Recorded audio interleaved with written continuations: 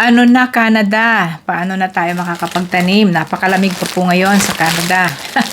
Nagre-ready na ako guys ng mga pananim ko. Oh, ayan mga bulaklak ko, ready nang itanim. Pero malamig pa at ang lupa po ay frozen pa. Hindi ko pa maitanim ang aking mga dahlia.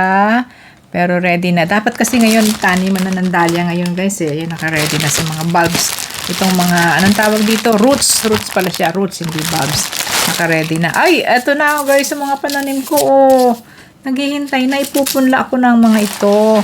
So, usually, Mayo ang taniman.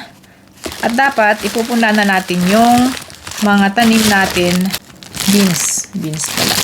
Yan. Dapat ipupunla na natin ngayon para tamang-tama sa kalahatian ng Mayo, may isang buwan, ay pwede nang ilabas ang mga tanim.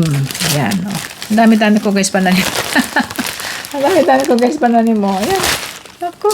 Ang hilig-hilig kong magbili ng mga pananim. Ang kailangan na lang po ay init ng araw.